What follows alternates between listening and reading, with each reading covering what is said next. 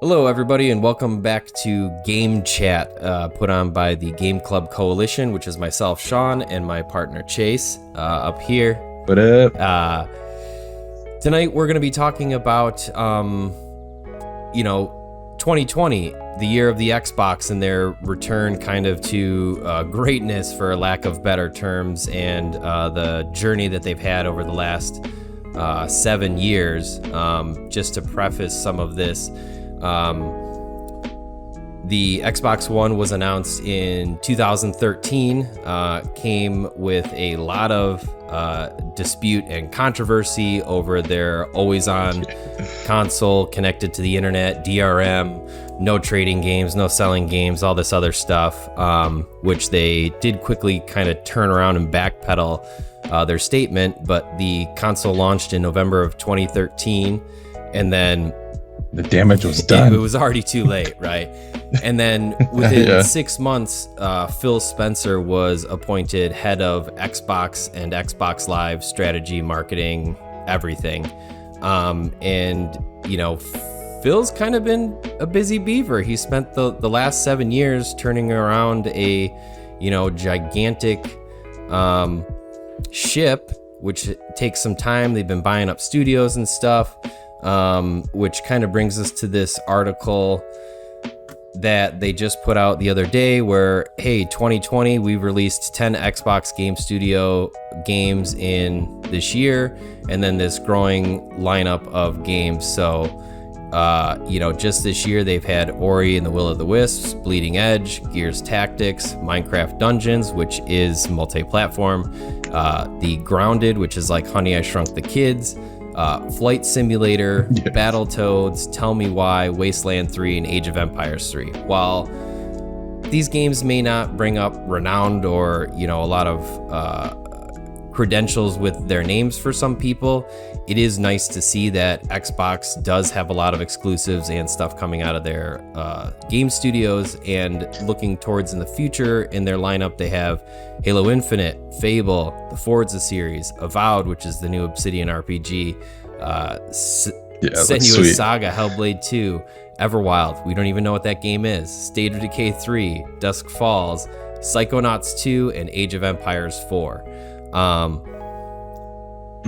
I want to go back now that we've kind of set the tone for this a little bit and look back at Xbox's history, because during the Xbox One, there weren't a whole lot of great titles. I think Chase and I spoke about this either in a different episode or on another night, where it's like they just did not have a lot of exclusives or games that really brought you to their platform as a reason to play.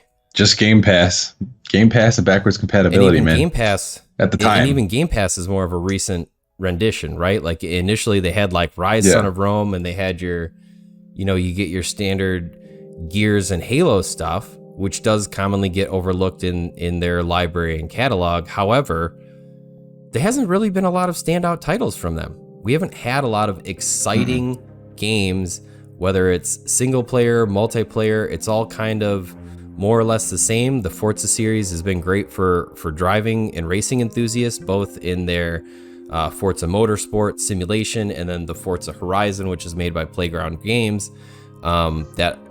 It's the better one. I'm just kidding. Sorry. Better, and it's like the arcade racer, right? It's the one that is a little bit more fun and has some flair to it. But fun.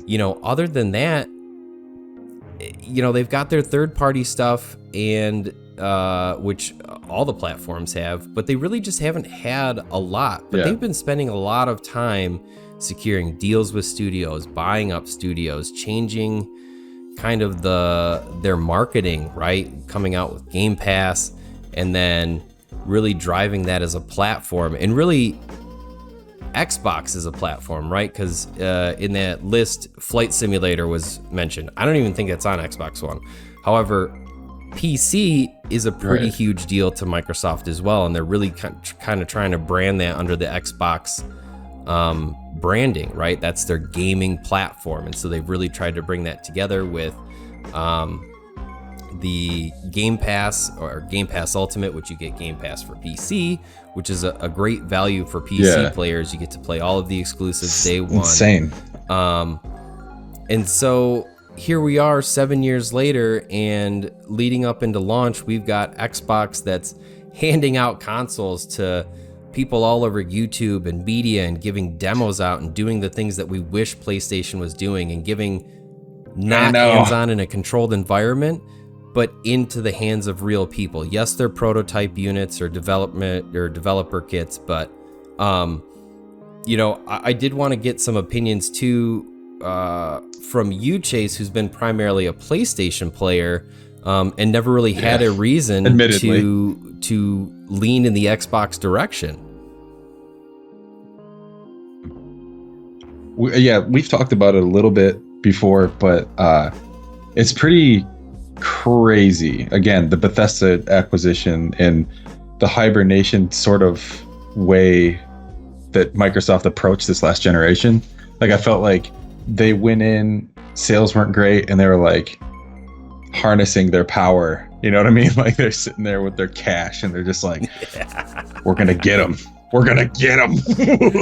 And like Phil Spencer, he's a great front man. Yeah. Like, honestly, like it's all PR marketing jargon, like believe what you want, whatever. But like, he's saying the things that we wish that other companies would say, like just recently talking about the reality, the tempering of expectations with the power of these consoles. They still have the most powerful console technically with their GPU and all that stuff, but like, and the games that they're going to have, I don't know, like, like they've got such an opportunity to like hit a home run. And you were talking about Microsoft Flight Simulator. What does that have on Metacritic? 92, like, what, a 92 or something?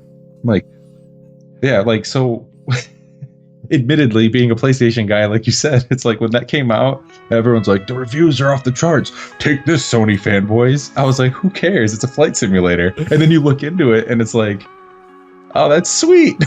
You could go the whole world. Like, let's talk about ambition and like scale. Like, Sony has that library of games that a lot of people are like, it's a single player narrative story driven game. God of War, The Last of Us, Ghost of Tsushima, like Days Gone, all these exclusives. But then you look at Microsoft's library and it's like, you've got Age of Empires, RTS, like that's nothing that PlayStation's even really pursued ever. I feel like there's not an exclusive or an RTS game, Gears of War Tactics. Like, I know it's Gears of War, but it's a tactics game. Like, they just have quite a wide array. I didn't realize it, I guess. When you listed off the games that came out this year, I was like, I knew Ori, right? But that's it. And I think that's kind of like the interesting take too. And I know it's maybe even a little bit of a running joke right now, where it's like PlayStation, it's all third person single player story driven games that are amazing, where they're really Xbox good. does. It's this sprinkling of a little bit of everything all over the place, including, games like Minecraft Dungeons, where that's on Switch and PlayStation and PC and Xbox. Yeah. And they're really kind of just hitting their target markets, and they've really kind of changed more into this like selling. They're casting a wide net, and they're selling a service, right? I think their focus is less on the consoles and more on like, how many people can we get signed up with this, right? You can play on xCloud on your phone, you can play on Xbox One Series. Oh man, I just see naming convention: Xbox One, Xbox Series, S and X. PC. And I think in here in this article, the other thing that I did want to bring up when they're talking on, I will link this in the description just so everybody can see about the amount of players and everybody else that they've had. But they talk about, here it is. It's been a tremendous year so far. And it's going to get even better with the launch of the Xbox Series X and S on November 10th. Across 4 generations and thousands of games to play this holiday, this will be the largest launch lineup in the history of gaming. And that was kind of something I didn't really think about when it's like, oh man, it doesn't have a lot of launch titles. Well, it literally has a ton of titles going back decades into the OG Xbox, right? The real Xbox one. Right. The original Xbox One. Singular. Right. So I think this is a really interesting take, that it's like they have this huge library of the games. They're really pushing to be more like PC. And for anybody where it's like, oh, well, why would I get a Series X or S? Well, because it's the same thing as getting a new iPhone, right? It's more powerful and it can do more, and previous games are going to perform better on it. And we haven't even seen stuff backwards compatible, truly optimized yet, where they're having patches, because we saw with the Xbox One X, you could get Halo 3 from the Xbox 360 and it ran in native 4K 60 FPS widescreen. Yeah, that's crazy. It didn't do at the time, right? They went back in and they changed the code, and it'll be interesting to see where they can go with that. But I think that, you know, at the beginning of this year, I really thought Xbox is going to get trounced. PlayStation is coming out swinging hard. Microsoft doesn't have anything, and they've just continued to surprise me month after month. They're doing buying, developers day after day. Initially, where it was like they had this launch lineup of games, and there was a lot of stuff where it was like that. The stuff from Obsidian, both Grounded and whatever the new one is that's coming out, Avowed. Like I was like, is Grounded Obsidian? It is. And so again, I'm like, what is this? This is intriguing. Right. And then all this other stuff happens, and then the acquisition of ZeniMax, and then, you know, putting the consoles into people's hands to show like actual performance when stuff isn't even optimized. I just really think that, you know, they're gonna do. They have come out swinging really hard, and I am just, I'm impressed. I was not expecting this from Microsoft this year. No, again, those tables turning, tilting, whatever you want to call it, like PS2 into PS3. Sony was like, I'm the best. And 360 was like, you know, it's just, it's this, and then PS4 was like, I don't know how else to say it, but like, Sony had everything to lose going into this generation. They still do. I think Xbox is like, well, now we've got, I don't want to say they got nothing. I'm not talking crap, but like in terms of sales and the platform and of that console, it's not really comparable to the PS4. And now, like, they're showing up, man. Like, I know that there are I don't want to say fanboys, but people that are really just into their Xbox. That's totally cool. But when looking at numbers, it's just like Sony had everything to lose. And my fear was that they would go in kind of just resting on their laurels and not pushing the envelope in terms of marketing and stuff. And you know what? The consoles aren't out yet. Maybe this is gonna work. I don't know. I as a player, I'm frustrated because it's like I'm seeing a lot of great things from Xbox. I know what the PlayStation's gonna give me, but I want to see it. It's weird. Like it's not changing sides or whatever. There are no sides, but like it is interesting. It's interesting. Different approaches. Absolutely. Yeah, and for I will say for Microsoft sort of being so far behind for so long in comparison with console sales and what they offered, and even Game Pass in its original state, and to some degree current form, the games that are there are good, but I really think that we're going to start to see them churn out some awesome stuff with all of the studios now that they've acquired and all of the in-house games that they have and everything. And I really just feel like, you know, regardless of who wins, 2020 is kind of the year of Microsoft and Xbox. They came out and smashed it out of the park and impressed me very, very much with what they have to offer and what they're bringing to the table. And, you know, as somebody that was not really planning on getting a next generation Xbox anytime soon or at all, because I'm on PC and more interested in what the PlayStation 5 has to offer, I am still very interested in the Xbox brand for stuff that's available on PC, and then also what the console may bring for the ease of use case, you know, and having that on your couch, that library, yeah, there's just so much. That's insane. Like, you'd think that 4 years of Xbox, or maybe not 4 years, the 4 generations of Xbox now, it's like Sony's been in the game longer, you know, technically, like really they've been doing it longer. And can we get some of that backwards compatibility love? I know PS3 was a complete like weird little cell processor thing that messed things up, but I don't know, you know, Yeah, it's Yeah. impressive. I have no bad things to say, really. I'm that's excited the to see what interesting happens. point really is that you don't lose anything by upgrading, right?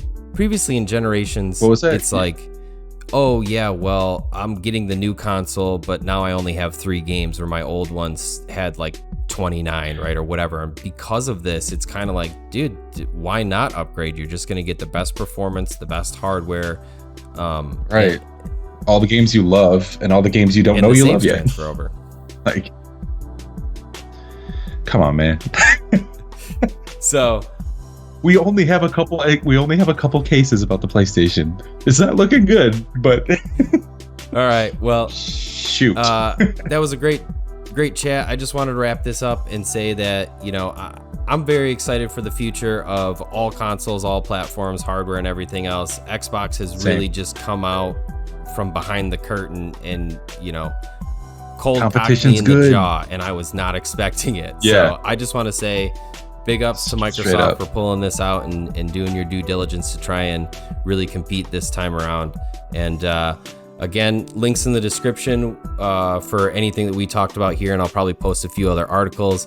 Also, come check us out on Facebook, facebook.com/Game Club Coalition. We're also working to get a custom URL for YouTube, which requires 100 subscribers. So go ahead and smash that subscribe button.